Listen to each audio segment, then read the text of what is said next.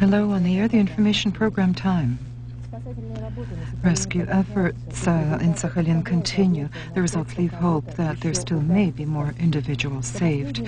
According to the latest reports, exhumed overall from under the rubble are 1,495 people.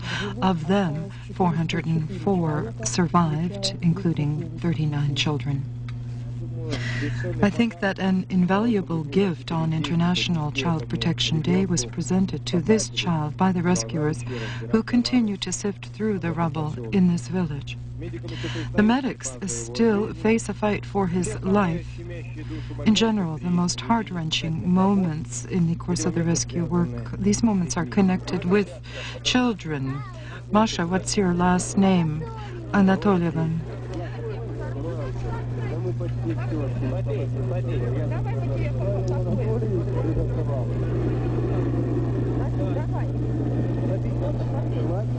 Give her a drink and a piece of bread which is left over.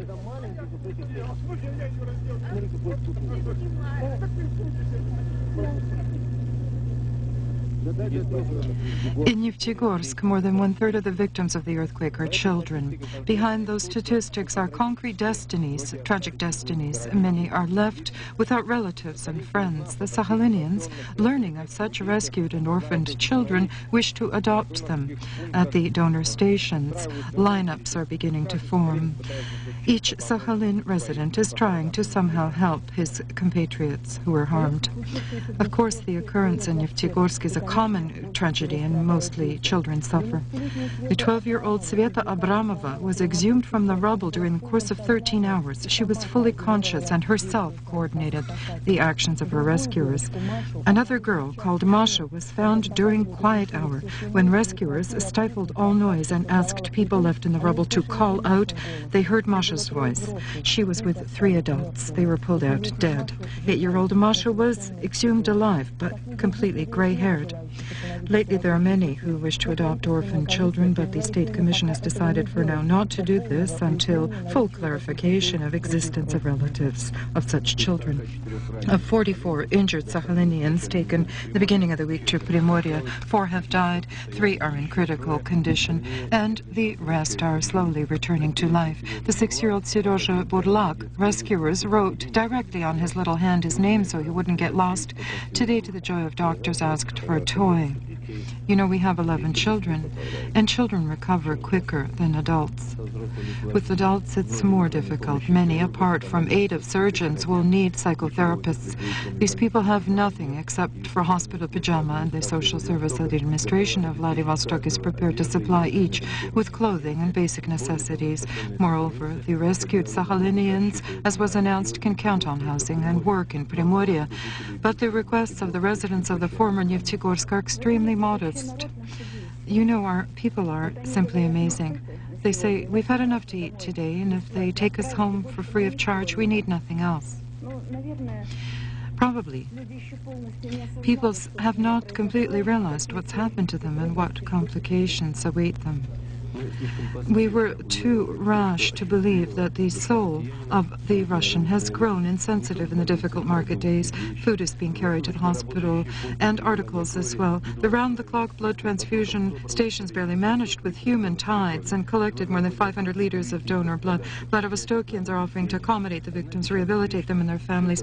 But there's one eternal sadness. All this goodness in our hearts only comes to surface when lightning strikes.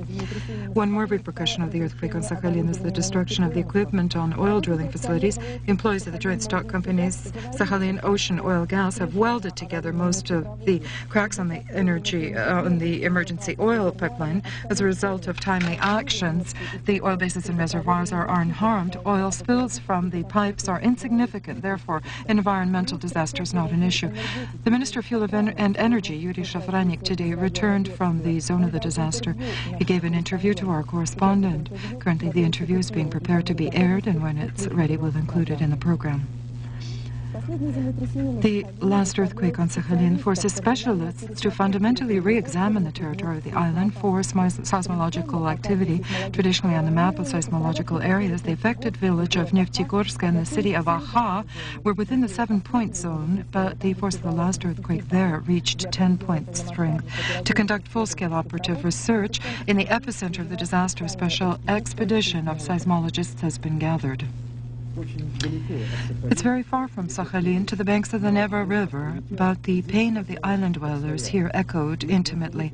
And I won't be mistaken if I say that such a bitterness as experienced by Alexander Dmitrievich Sitinsky, no one experienced in Petersburg.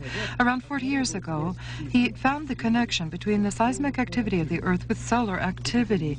Over 4 decades, Sitinsky accumulated enormous research, compiled tens of predictions, and sad confirmation of their correctness was received. However, all these years, the voice of the scientist wasn't heard behind the thick walls of solid institutions who felt that their findings were the synonym of truth. In these books, there's an evaluation of predictions indicating that my predictions embrace between 74 and 79% of occurrences. His last prediction about a strong earthquake in the Far East between the 26th and 28th of May, Sitinsky, well in advance, handed over to the seismic station in the observatory, Pulkovo, and now the result is known. For years, scientists, figuratively speaking, have been sounding the alarm. For the precise prediction of shifts in the Earth's core, a center of all-embracing research is needed, not scattered efforts of sectoral organizations, including the Head Institute of Earth Physics. The expenses for such a center would be negligible. Today, the federal forces continue their operation to squeeze out the unlawful armed formations from the mountainous regions of Chechnya. Subdivisions of the 7th and 104th Air Paratrooper Division were engaged in combat in the Agishsk and the Argun Gorges. Federal forces during that week managed to move 15 to 20 kilometers into the depth of the territory and approach the populated points of Shatoy and Vedina. The tactic was justified, which is broadly used in this war. The forces themselves don't enter the villages, they rather blockade them and gradually squeeze out gunmen from them. Therefore, the majority of the populated points were not subjected to bombing and artillery fire. In this sense, Sergei Nurt alone was unlucky. Attempts of residents to expel gunmen from the village yielded no success yet. During the last day, the unlawful armed formations have sustained heavy losses. More than 100 gunmen have been annihilated. Federal forces have lost 10 people. Combat activity in Chechnya continues, but the questions of continuing dialogues under the aegis of the OSCE are not removed from the agenda. Although the leadership of the Organization on Security and Cooperation in Europe is not yet officially acquainted with the plan of peaceful resolution of the Chechen crisis, which is to be presented at the dialogues by the supporters of Jahar Dudaev, still open also is the date to continue the talks. Not excluding the possibility of continued talks is the Deputy Minister on Nationality Affairs of Russia, Vyacheslav Mikhailov. In this connection, he noted a new unique feature of the possible second round of those talks. In the 13 of 15 regions of the Chechen Republic, local organs of rule have been set up, whose representatives also should become participants of the dialogue process. In Almaty today, the first phase of the 4th round of the inter-Tajik talks ended. The 10-day talks under the aegis of the UN, after concerted peace efforts of the Kazakhstani president, yielded concrete results. These are in matters of extending to 6 months the term of the ceasefire, suspending execution of death sentences pronounced on opposition supporters. I have the impression that both sides have agreed on measures of trust, that is, exchange of prisoners of war, to create conditions for the return of refugees. The government undertakes the obligation to provide normal housing for them, work and protection, and the participation of the Red Cross, access of each of the sides to sites of incarceration or imprisonment of people from both sides. Today, at the final level of the first phase, a joint declaration considering all of these agreements was adopted. The President of Ukraine, Leonid Kuchma, announced that in the Republic, in the near future, a pan-Ukrainian population survey will be conducted on confidence in the President and Supreme Soviet of the country. The referendum is to take place the 28th of June. How did the Supreme Soviet of Ukraine react to the new initiative of the President? In the report of Natalia Kondratyuk. During the day, the Supreme Soviet of Ukraine attempted to define its view of the decree of Leonid Kuchma on the plebiscite. The reason for the decree and the address was the inability of the parliament to adopt a concrete decision regarding the law on rule. Despite the statement of the chairman of the Commission on Legal Policy that the plebiscite is outside the law and hence will have no legal consequences, and the Supreme Soviet is not obliged to react to its results, today the deputies reacted quite rigorously. Some of them, acknowledging their blame for what occurred, offered, nonetheless, to sign a constitutional agreement with the president and furthermore only work with the members who would sign that document. Some of them were to change the constitution, for changing the constitution and giving the president and parliament the right to conduct referendum. Some of them were for holding a national discussion of the law itself on rule and constitution. Many deputies used the discussions to outwardly pronounce accusations against the president. Perhaps the predicted results and consequences of the plebiscite forced the national deputies to place a veto on the decree of Leonid Kuchma as unlawful and to forbid the cabinet of ministers to spend funds on items not included in the budget. Delegation of the Crimean Parliament left today for Kiev in order to continue talks with the Supreme Soviet of Ukraine. The basis to continue those talks was Crimea's compliance with Kiev's conditions. The Crimean Parliament, as is known, revoked its decision to hold a referendum on the constitution and reviewed the draft of a new constitution for the autonomy. According to our correspondent, in it, the institute of the presidency of the Republic is restored, but that still does not mean that there will be a president in Crimea. According to Ukrainian legislation, the Constitution of Crimea may take effect only after ratification by the Parliament of Ukraine. In Russia, the pre-election campaign is gaining speed. Meanwhile, the law on the State Duma elections is still not adopted. After the president declined that law, a conciliatory commission was formed from representatives of the State Duma, the Federative Council, and presidential structures. The Speaker of the State Duma, Ivan Rybkin, announced today to a correspondent of Radio Mayak that many tenets have already been agreed upon by the Commission. Rybkin hopes that on the 5th of June, the Commission of the Work will be completed and presented to the plenary session of the Duma. And today in the State Duma, the creation of two pre-election blocks was announced. Democratic Russia, which brought hundreds of thousands of demonstrators on the streets a few years ago and later weakened because of splits, today announced the creation of a pre-election bloc. A slogan from 5 years ago, from the power of the nomenclature to the power of the people, remain the same. Democratic Russia opposes the president and intends to run in the bloc with the democratic forces. But for now, the creation of such a bloc is under serious doubt. As they say, the dumplings haven't yet formed in this democratic bouillon. The leader of all Democrats, in Lev Ponomaryov's opinion, is Grigory Yavlinsky. Democratic Russia is already discussing close cooperation with Yabloko Bloc and other parties. To unite the democratic forces, there is no real precondition. This is the opinion of the leader of another amalgamation, the Republican Party of Russia. Its emblem is a bear, and the party bore its independent character and won't join with anyone else. The list of Republicans will be headed by Ella Pamfilova, which was a difficult decision for her.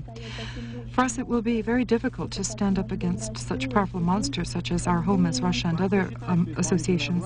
The party feels that executive power has discredited itself completely and reforms came at too high a price. To find support among the voters won't be easy for new blocs. Leaders of Democratic Russia and the Republicans unfortunately stated that there was apathy and political fatigue in society. We'll return to the main topic of the day, the situation on Sakhalin. The latest reports, which were reported to our correspondent in an interview to the Minister of Fuel and Energy, Yuri Shafranik, who just returned to Sakhalin from Moscow. Viktor Konstantinovich, was the situation in Neftegorsk and at the oil facilities. Work is progressing properly. The most tragic thing is that you realize that you have to work more quickly. And probably there are chances to still find more survivors. And that's the most burdensome. In the oil business, productivity has been resumed, and the last emergency situation is being remedied on the pipelines and at the facilities, and there are no major problems. Is there any effect on the environment? There are some minor leaks, but there are no such environmental aspects which would cause us to speak of this seriously. Don't exist. Of course, it's not your fault. When this housing was being built, it was before your time, but the oil workers have a lot of such housing, temporary structures. What next? I'm personally concerned that our people continue to live in homes of such a type, which obviously must be condemned. Will the ministry re-examine the quality of the housing? We've already reviewed that. Will this tragedy and catastrophe influence the oil drilling consortium being organized right there on the shelf? Yes, on site, many correspondents asked me that question. I'm certain it won't be. We have no doubt, because oil companies on land have withstood, and in the entire world, in seismologically active areas, there's development underway. We simply must implement the necessary technology and equipment. At the same time, with this disaster, we reviewed these matters of further developing shelf aspects, so we see no problems here. Press service of the President of Russia reported today that Boris Yeltsin, by decree, has appointed the General Director of ITARTAS, Vitaly Ignatyenko, to be the Deputy Chairman of the Government of Russia. The new Vice Premier will handle matters connected with sources of mass media. Interfax was told by the first Vice Premier, Anatoly Chubais, and specified that the appointment of Ignatyenko to the government will cause coordination of the sphere of the responsibility of another Vice Premier, Sergei Shakrai, who currently is the curator for sources of mass media. What regards the situation on the currency market, Anatoly Chubais announced that the stabilization of the ruble is not the result of manipulation by government, but indicates a stoic tendency of financial and economic recovery.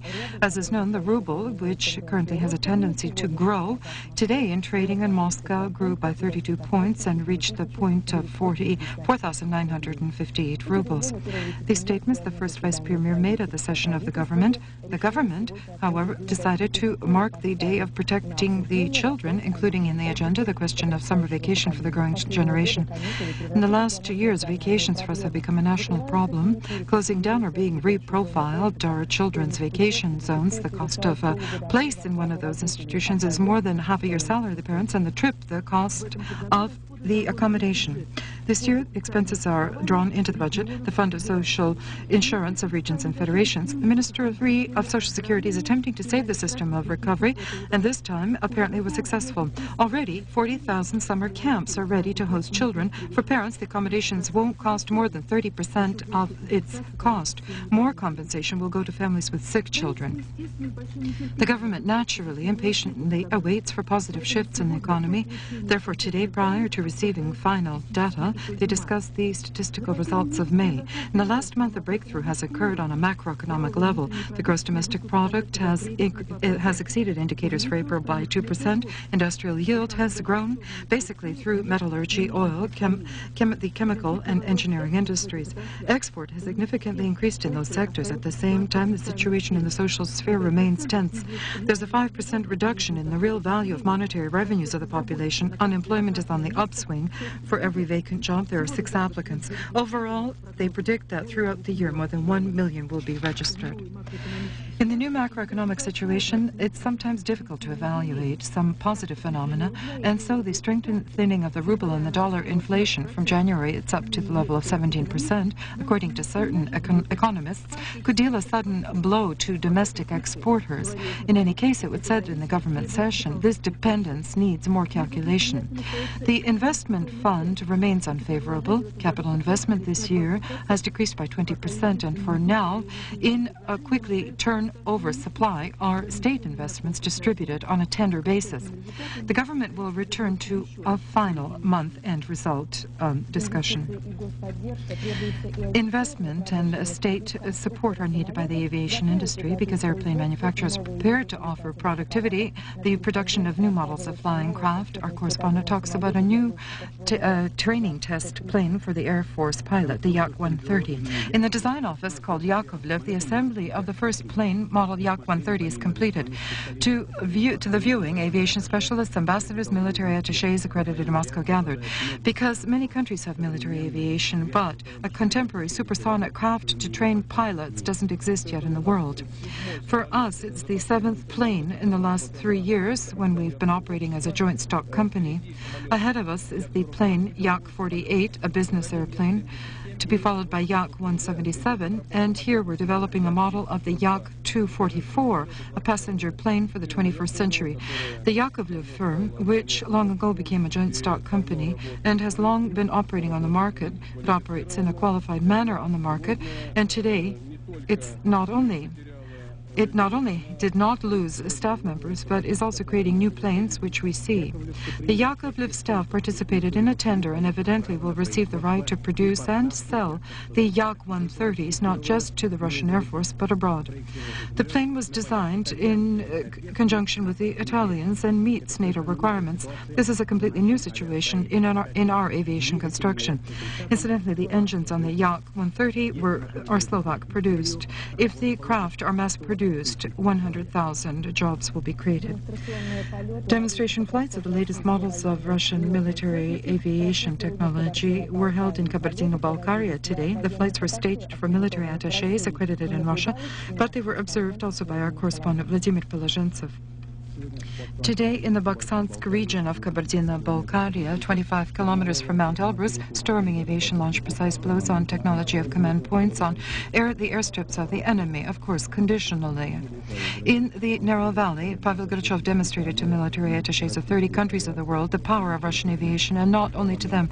According to the Minister of Defense, lately, certain sources of mass media assert that in Russia there is no longer a combat-capable army, attempting thereby to cause the collapse of the country. Pavel Grachev was very satisfied and proud by today's training, and noticing journalists, immediately made a sensational statement that he would be prepared immediately to resign, but only on one condition. Let someone try and come and offer something better. Let them try. So if you find someone like that, I'll give up, and instantaneously. Let them just approach. None of the foreign attachés divulged military secrets from their countries, nor journalists to seek a saboteur for Grachev. Nearby, another presentation began. A group of paratroopers ejected from a helicopter which hadn't yet landed and began a demonstrative storming of a fortified belt of the adversary. But the sensations at Mount Elbrus didn't end with that. The Minister of Defense announced an intention to create there an international center of military exhibits of weapons and invited the business cooperation of any countries of the world. Today, Pavel Grachev signed a report on the dismissal of the commander of the 14th Russian Army in Pridnestrovia, Alexander Lebedь. With this news, General Lebedь returned from Moscow to Tiraspol. The journalists had the impression upon meeting General Lebedь at Tiraspol airport that they faced a man who had completely decided to part with the armed forces. However, reality was somewhat otherwise. I've returned for now to command the army. How were you spoken with in the Ministry of Defense? Harshly. For now, not everything is completely clear, and there's nothing to talk about. The report is just the last chance to attract attention to the topic of armaments, not to me, but to the topic of armaments. That is the situation we have here. According to sources within the headquarters of the 14th Army, General Lebedь, while in Moscow, met with the leadership of the Ministry of Defense of Russia, during which it was proposed that he return to Tiraspol, continue to command the 14th Army, and fulfill the directive on reorganizing its staff, the ranks of which, in the opinion of the ministry, don't correspond to the number of troops stationed there. However, the general, who previously several times criticized the decision of the Ministry of Defense, refused to execute it and submitted a resignation report. Currently, the report is already ratified by higher ranks of the military department and is being examined by the commander-in-chief, whose prerogative is to decide finally on the further service deployment of personnel of such a rank as General Lebedь. The Bosnian Serbs have presented 3 conditions today to release the soldiers of the UN contingent that they've captured. These conditions are as follows: the demilitarization of the safe zone in Bosnia, guarantees to stop bombing by NATO aviation, and stricter control over monitoring the international embargo on weapons to the warring sides. The fairness of at least part of the demands of the Bosnian Serbs is confirmed by the latest information from UN experts. They've established that Croatia is arming itself in violation of the international embargo on weapons to the region. The Croat army acquired, in circumvention of the military embargo, combat helicopters Mi-8s, which it deployed during the recent assault on the Serb Krajina. The Muslims are advancing. This is how one may briefly describe the situation on Bosnian fronts. They're attempting to encircle Serb units on the southern part of the mountain ridge Ozren, which has strategic significance. Through it pass roads connecting Tuzla and Zenica. In the event that Muslims are successful, home, they will have a convenient communications through which they may freely deliver weapons and ammunition from the coast of the Adriatic Sea to Tuzla. One must note that the moment chosen for assault is convenient. The world community is currently too occupied with the hostage problem to devote serious attention to this. Meanwhile, in the opinion of the Serbs, the Blue Berets in their custody are not hostages but prisoners of war because they stood on the enemy's side. The Serb authorities are investigating allegations that they directed missiles used by NATO aviation to attack targets on Serb territory. The demilitarization of the security zones in Bosnia guarantees to cease bombings and stricter control over monitoring the international embargo on weapons to the Bosnian side. These are the three conditions of the Bosnian Serbs to release the UN troops seized. It's noteworthy that although the initial role of the UN in Bosnia was intended to be peacekeeping role, however, the current crisis resorts more to forceful methods, forced peace. In this connection is the new decision of Bill Clinton about the possible temporary deployment of American ground forces in Bosnia, on whose side, it's clear, the head of the White House announced the intention to give a coordinated rebuff to the Serbs who refused to accept peaceful steps. Previously, when they spoke of the possibility of providing aid in evacuating UN peacekeepers, for which the United States was prepared to supply 25,000 troops. What is this, if not another curtsy to the Bosnian Muslims, whom Washington, and this can't be concealed, has been supporting from the beginning of the conflict? And furthermore, certain foreign observers feel that former Yugoslavia has become a new arena of resistance between the West and Russia, which, in their opinion, occupies a clear pro-Serb position. Well, may God be their judge.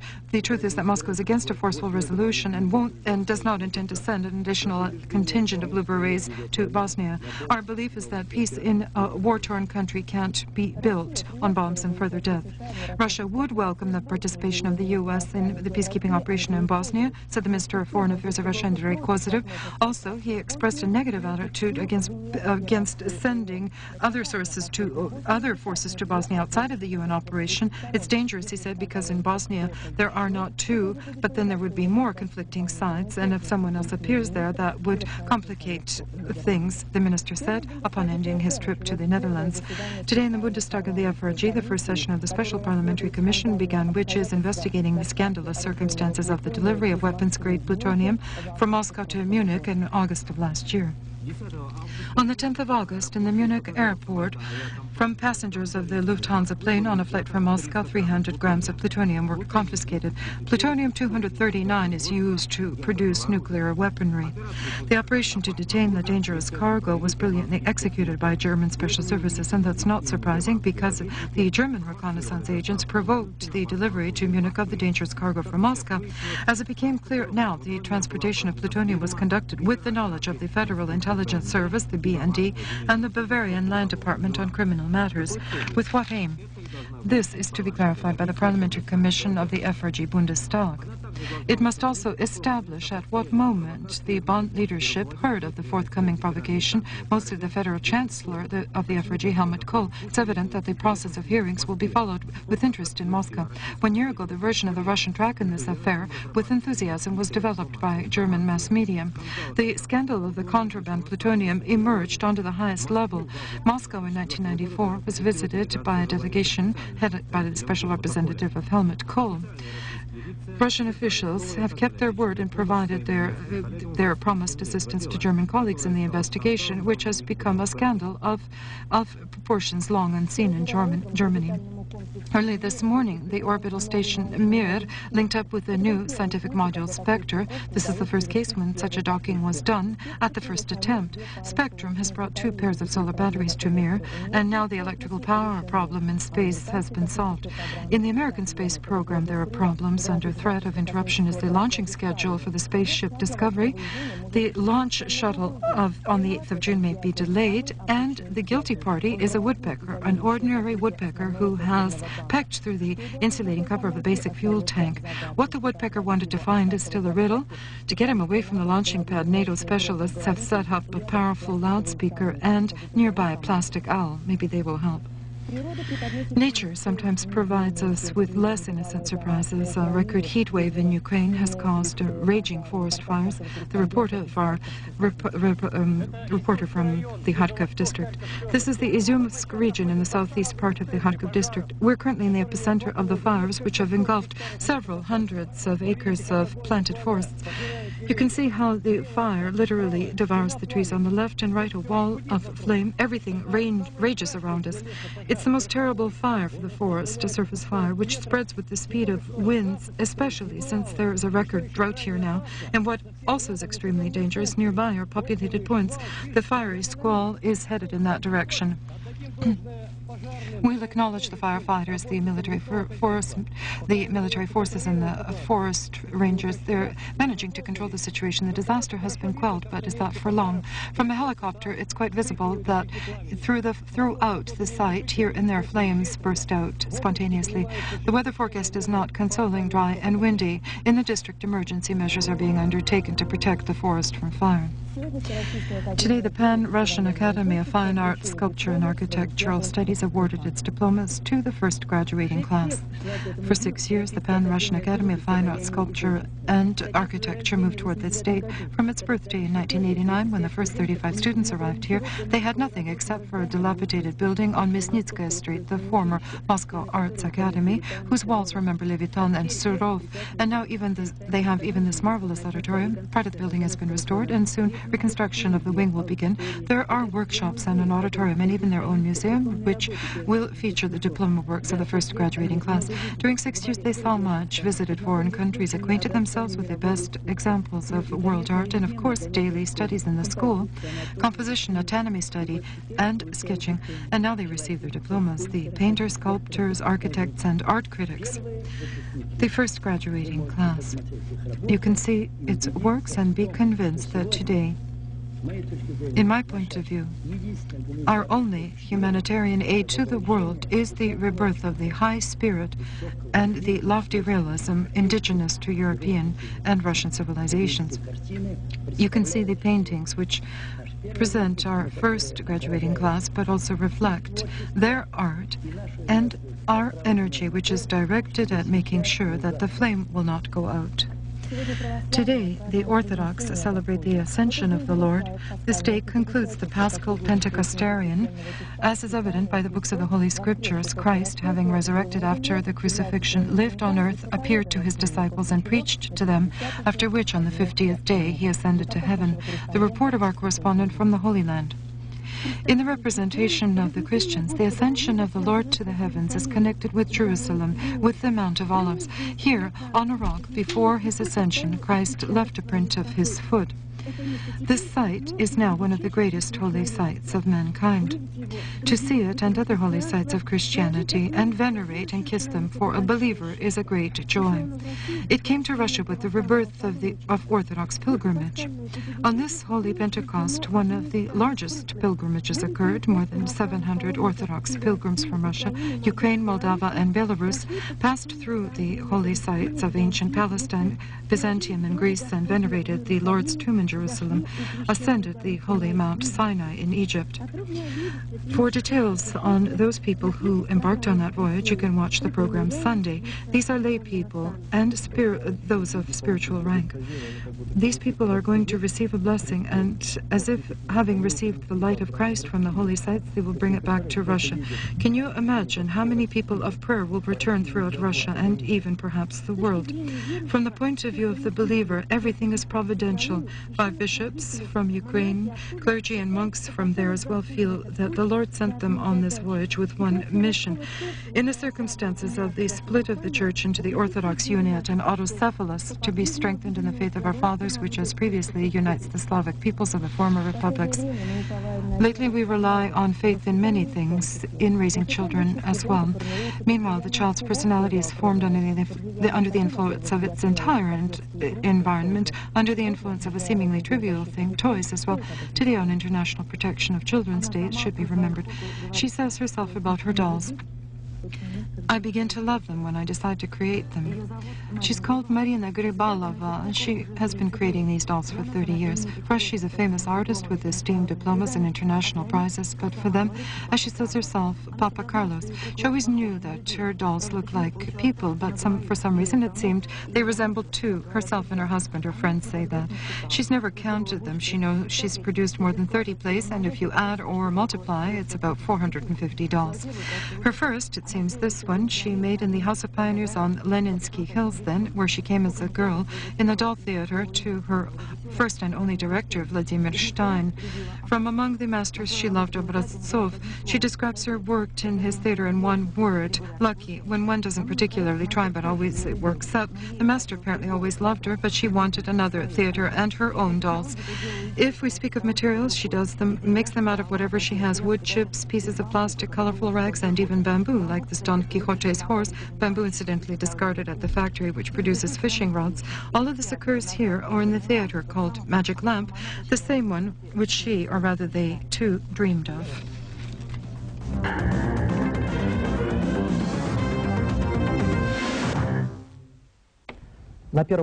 On Channel 1, the Sports News, good evening. In 1 week, the regular matches of the preliminary cycle of the European Soccer Championships will occur.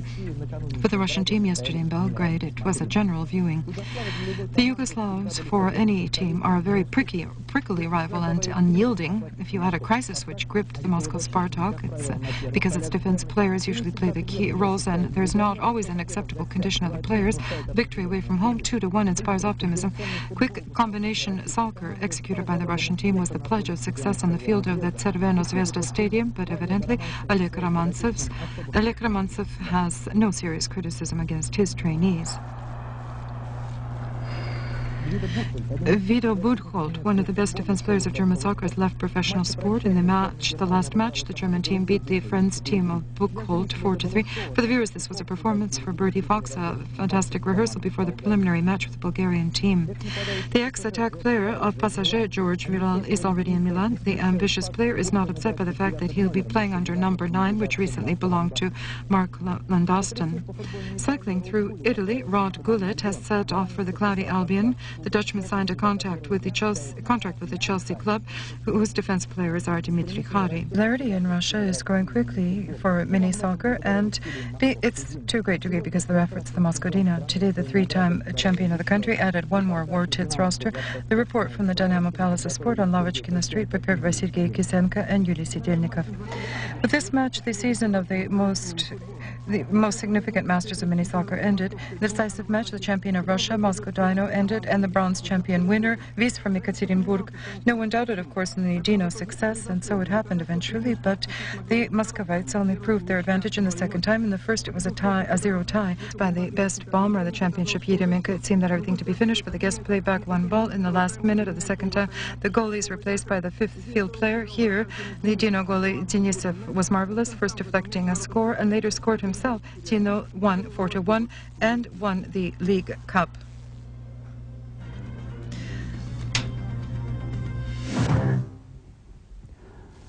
On the courts of Roland Garros, the Open French Tennis Championship is gaining speed, the second tournament of the season from the Grand Slam series. Third seed of the competition in the top 10 is a beauty. The French woman Marie Pierce is, in the first set, met hard resistance from Zinda, 7-5, 6-0. Without any problem dealing with the French woman Sara Pitkovsky was the Spaniard Aranka Sanchez. The rising star of world tennis, Emi Mario from Croatia, lost one set to the Argentinian Gaidano. Let's applaud Andrei Chesnakov. Today he stopped the Frenchman Thierry Guardiola. The German Bjorn Karbach defeated Goran Ivanišic's rival, the Swede Tillström. The Olympic champion, the Swede Mark Rosset, lost to the Brazilian Fernando Meligeni. And now the time for our traditional sprint speed video kaleidoscope. In the south of Africa, the World Rugby Championships continue. Coming to an end are the group competitions on the 3rd and 4th of June. The matches will be held to define the participants of the 1/8 final. As of today, advanced are the Scottish, French, New Zealand team, and also the progenitors of rugby, the English, and the team of Western Samoa. At the chess super tournament, Master Great Novgorod 95, the undisputed leader, is the champion, according to the version of the Professional Association, Gary Kasparov.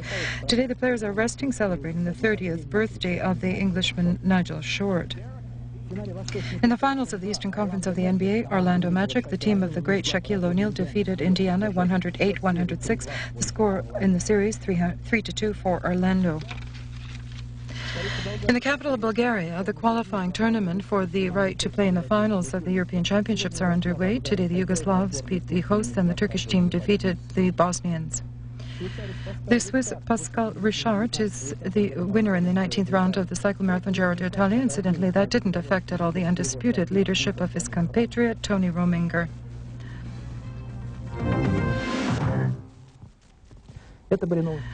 This was the sports news on Channel 1 on the first day of summer, and in our traditional video fragment, the Queen of Russian mini soccer, the Moscow Dino. Goodbye.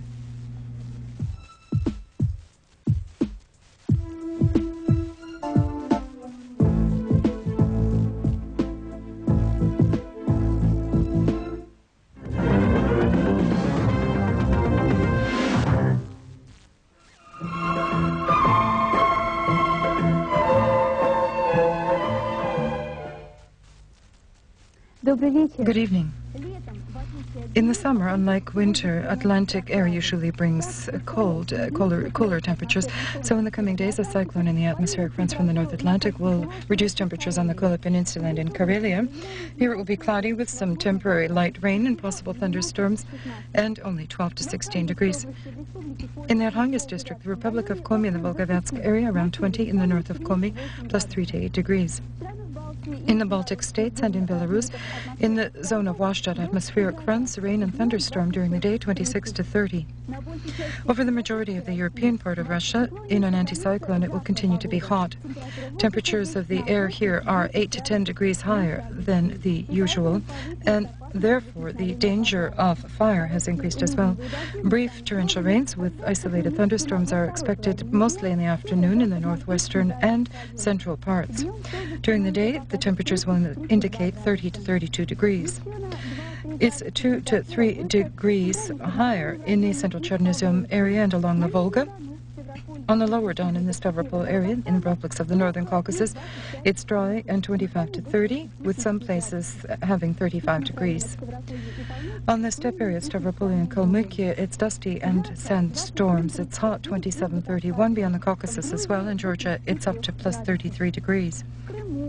In Crimea, Ukraine, and in Moldova, it's around 30 degrees. Brief thunderstorms are possible only in the Carpathian areas. Temperature of the water near Crimea and the Black Sea coast of the Caucasus is around 18. On the Odessa beaches, it's 20 degrees. And the weather in St. Petersburg and Moscow. In St. Petersburg, variably cloudy skies with some brief rains and thunderstorms at night, 13 to 15, during the day, 27 to 29. Continuous heat and light winds have worsened the environmental situation in the capital. Over the city, there's a slight layer of smog. Brief isolated thunderstorms bring only temporary freshness, but you have to agree dry and hot weather in the summer is better than cold and rainy weather. And exhausting heat in the Moscow is never too long. Temperatures at night in Moscow, plus 15 to 17 during the day, 27 to 31 degrees. Goodbye.